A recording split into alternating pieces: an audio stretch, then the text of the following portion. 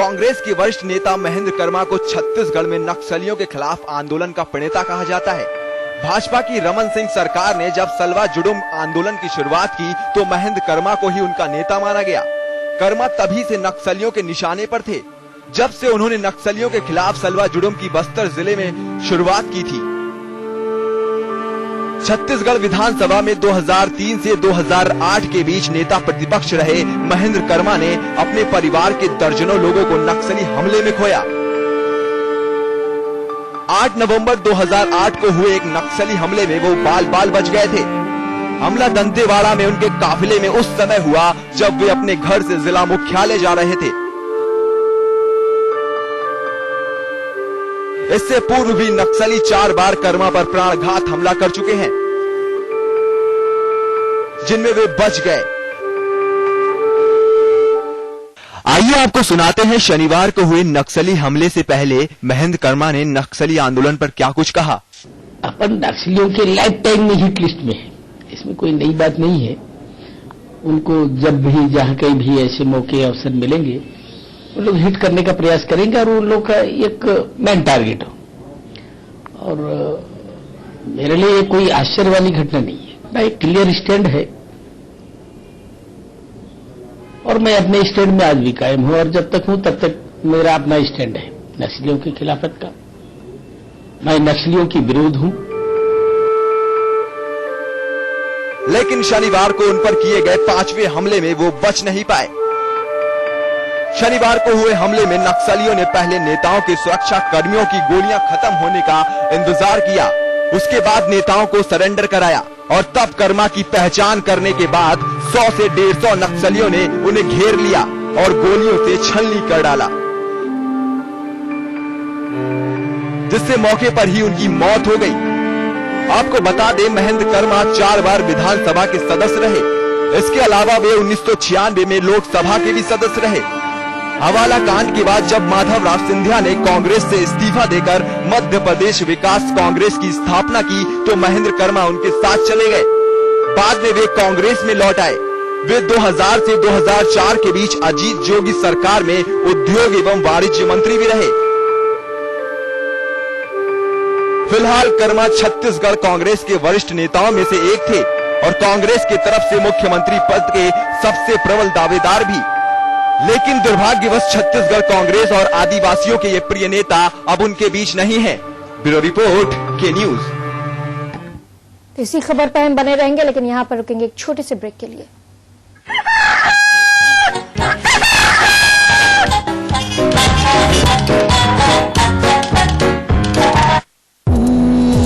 देखो उड़ी वो जुल्फें और बिखरी हवा में खुशबू, मेरे घने लंबे मुलायम बालों का राज अंतर्मना का लाइफ है। गंगोत्री, यमुनोत्री, बद्रीनाथ, केदारनाथ, जहाँ खुलता है हरि का द्वार, कीजिए यहाँ आस्था का स्नान। हेमकुंड, जहाँ मिला गुरु गोविंद सिंह को ज्ञान, जहाँ कण कण में मिले ईश्वर का ब्रह्मांड। इस देव भूमि को करें शत शत प्रणाम। देखिए खबरें उत्तराखंड की।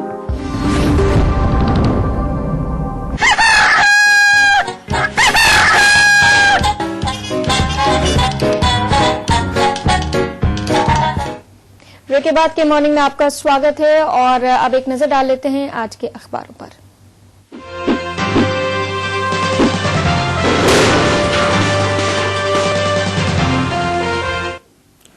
आज के अखबारों की सुर्खियां छत्तीसगढ़ में हुआ नक्सली हमला सबसे बड़ी खबर है और हर अखबार की ये प्रमुख खबर है, पहले पन्ने की खबर है। इस खबर के अलावा कहीं दूसरी कोई बड़ी खबर, कहीं प्रमुख खबर किसी अखबार में नजर नहीं आ रही है।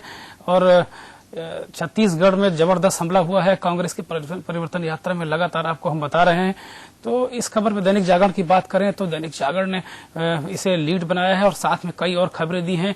गृह मंत्रालय की तरफ से एक चेतावनी दी गई है कि और भी हमले हो सकते हैं। अमर उजाला ने भी इसी खबर को लीड बनाया है और एक और खबर को उन्होंने दिया है, बॉटम में श्रीनिवासन सस्पेंड हो सकते हैं, बीसीसीआई के अध्यक्ष। एक तरीके से उनकी जबरदस्त घेराबंदी हो गई है। कांग्रेस की रैली पर हमला, ये हिंदुस्तान ने इसको लीड बनाया है और तमाम चीजों को रखा है जो खामियां रही हैं, जो वहां इतने बड़े हमले को नक्सलियों ने अंजाम दिया और सुरक्षा व्यवस्था कहीं पूरी तरीके से नजर नहीं आई। जो सुरक्षा कर्मी थे इन नेताओं के साथ, उन्होंने थोड़ी देर तक मोर्चा लिया, जब उनकी गोलियां खत्म हो गई तो उन्होंने भी एक तरीके से खुद को समर्पित कर दिया, खुद को समर्पण कर दिया और वो भी मारे गए। इसी तरह राष्ट्रीय सहारा ने भी इस खबर को लीड बनाया है पहले पन्ने की। और जो कुल बात करें अखबारों की, हिंदी अंग्रेजी सभी अखबारों की, आज यही खबर सबसे बड़ी सुर्खियां रही हैं। और इस इतना जबरदस्त हमला ये हुआ है कि पूरा देश स्तब्ध है और इस पर नए सिरे से विचार शुरू हो गया है कि क्या वाकई सुरक्षा थी या कोई ये नक्सलियों के खिलाफ कहीं कोई इस तरह की नक्सलियों ने एक तरीके से पूरी स्ट्रेटजी। दुर्गेन जी, यहाँ पर सवाल यही उठ रहा है, जैसे कि हमारे संवाददाता ने भी बताया था कि जो नेता थे, चाहे महेंद्र कर्मा हो, Z+ सुरक्षा उनको मिली हुई है, केंद्रीय मंत्री विद्याचरण शुक्ल हो, चाहे कांग्रेस के प्रदेश अध्यक्ष हो नंदलाल पटेल, इन सब की अपने निजी सुरक्षा कर्मी तो थे, लेकिन जो सरकार की तरफ से उन्हें सुरक्षा उनके काफिले को दी जानी चाहिए थी, वो कहीं ना कहीं अपर्याप्त थी। बिल्कुल तुलिका, ये कार्रवाई नहीं थी उनके, जब उनको मालूम था, छत्तीसगढ़ की सरकार को इस बात का पूरा इल्म था कि परिवर्तन यात्रा कांग्रेस उस इलाके में जा रही है। दंतेवाड़ा इलाका है, जगदलपुर का इलाका है, सुकमा और दरबा घाटी का इलाका है। ये अपने आप में हाई अलर्ट इलाका है, नक्सलियों के प्रभुत्व वाला इलाका है। तो ऐसे में इतनी बड़ी चूक कैसे कर दी सरकार ने, ये समझ से परे है। क्योंकि जो नेता उस रैली में थे वो सब ज्यादातर उसमें नक्सलियों के निशाने पे थे। पटेल भी आंखों के किरकिरी बने हुए थे एक तरीके से नक्सलियों के।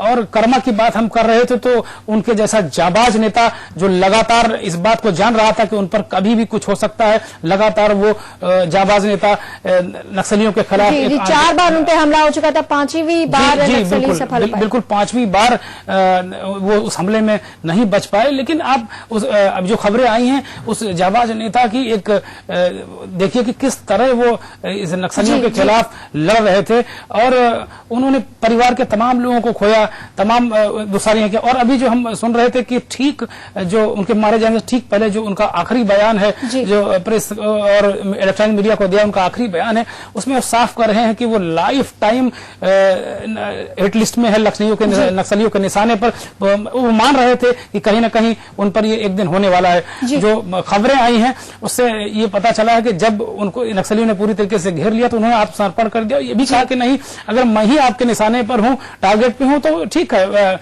मैं हाजिर हूं। उन्होंने आत्मसमर्पण किया, लेकिन बाकी लोगों का कोई कसूर नहीं है। लेकिन नक्सलियों ने उन पर अपना गुस्सा निकाला है। 100 गोलियां इस बात की गवाह है तुलिका कि कहीं ना कहीं इतनी खुरेंजी नक्सलियों से रखते हैं। एक इसकी बहुत बड़ी वजह यह भी मानी जा रही है कि सलवा जुड़ूम अभियान जो रमन सरकार ने चलाया था, सलवा जुड़ूम अभियान वो अभियान है जिसमें गांव वालों को राज्य सरकार मुहैया कराती है हथियार और उनको ट्रेनिंग देती है नक्सलियों से लड़ने की। इस अभियान की चौतरफा निंदा भी हुई, लेकिन छत्तीसगढ़ में ये अभियान कहीं ना कहीं सफल भी हुआ था। तो इस अभियान का जनक माना जाता है महेंद्र कर्मा को, इसलिए भी वो नक्सलियों के निशाने पर थे। बिल्कुल, आप देखिए कि एक बीजेपी की सरकार एक अभियान शुरू करती है और कांग्रेस का एक कद्दावर नेता, एक जाबाज नेता उस अभियान को आगे बढ़कर करता है। यहाँ मैं मरहूम कर्मा की बिल्कुल उनके जज्बे को सलाम करता हूं कि के न्यूज उनके जज्बे को सलाम करता है। वो आज हमारे बीच नहीं है, लेकिन क्या जज्बे के नेता थे। आप देखिए कि यहाँ अगर पक्ष कुछ कहता है, सत्ता पक्ष कुछ कहता है, विपक्ष विरोध करने लगता है। कर्मा ने उस इलाके की स्थिति को समझा और हाथ उस अभियान को अपने हाथ में लिया और अब नक्सली एक तरीके से होस्टाइल होने लगे थे। तुलिका, ये जो गोलियां इस तरह मारा उससे कहीं ना कहीं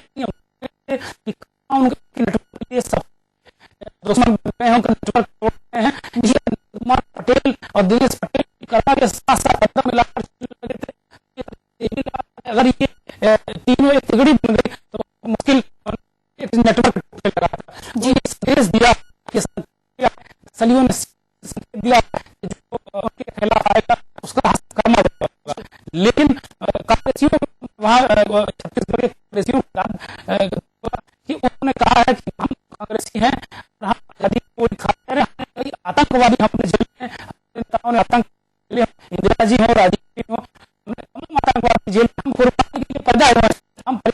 लगातार जारी रहे, नक्सलियों की गोलियों का सीना आगे कर देंगे। छत्तीसगढ़ में चुनाव हो रहे हैं जी, और ऐसे में जबकि नक्सलियों ने ये कह रखा था कि चाहे बीजेपी की विकास रैली हो, चाहे कांग्रेस की परिवर्तन रैली, उसको अपना निशाना जरूर बनाए। तो चुनाव को लेकर ये नक्सलियों का ऐलान इसको काफी माना जाए। जो ये क्रम देखा गया खतरनाक घटना है, तो इसमें ये लगती कांग्रेस और आदिवासी है वहां अपनी बात पहुंचाने में कामयाब हो रहे थे। उनको लग रहा था कि इस विधानसभा चुनाव रुझान वो अगर उनको ये साफ था कि अगर कांग्रेस इस बनी तो मुख्यमंत्री की बहुत बड़ी है, और वो आदिवासी के रूप में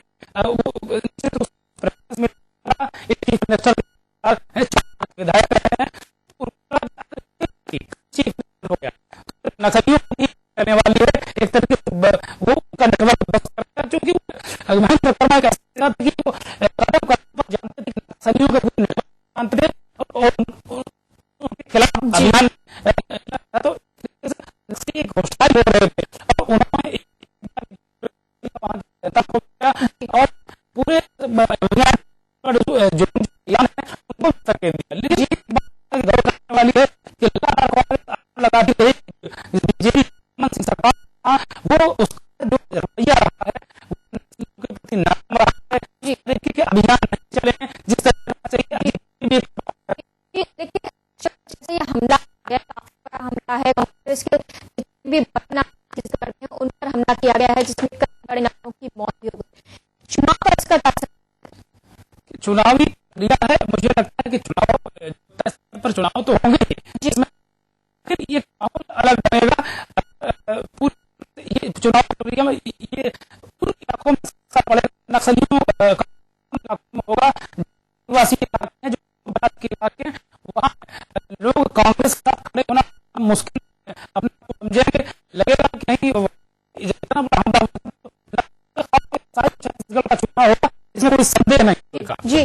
सेल्वा अभियान की बात करें अगर दुर्गेन जी, वो एक काफी एक बार इस पे उंगली उठाई है और केंद्र सरकार ने भी अभियान पर काफी उंगली उठाई सरकार के समय, तो इस अभियान पर इसका क्या असर पड़ेगा?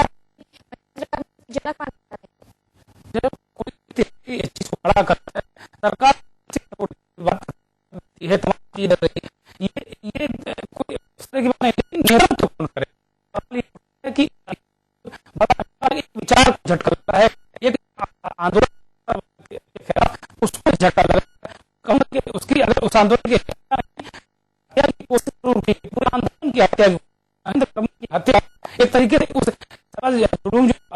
अभियान की हत्या करने की कोशिश की गई, एक संदेश देने की कोशिश की गई। तो मुझे लगता है कि अब जल्दी को आगे बढ़ रहे थे, उनके अंदर सांस ढोल है, वो एक तरीके से उनके अंदर एक खौफ भरे, तो मुझे नहीं लग रहा कि अभी कोई जी। अगर हम तमाम सरकार की बात करें जी, हो रही है सरकार की कि जिस तरह की शिक्षा मुहैया करानी चाहिए थी, चाहे कांग्रेस की कोई रैली हो चाहे बीजेपी की रैली हो, क्योंकि दोनों ही नक्सल निकालने पड़ते दोनों, लेकिन तो चौथा निंदा इस वक्त रमन मिल रही है, वो सीधे सीधे की बात विपक्ष देता है और जो उसको खारिज कर देता है, केवल विरोध कर रहे हैं। और लगातार जब अजीत जोगी और लगातार वो कहते हैं कि उनकी जो बीजेपी उसमें 3000 पुलिसकर्मी और कांग्रेस की यात्रा में एक भी नहीं दिया गया, केवल नेताओं की सुरक्षा अगर जबरदस्त है नेता जा रहे हैं रही है उनको उसमें भी जिन 5 बार इन पर हो गया उसके सपोर्ट या सुरक्षा से बीजेपी की यात्रा में तो अगर कांग्रेस यात्रा में होते तो शायद थोड़ी देर तो उनके होते हुआ है।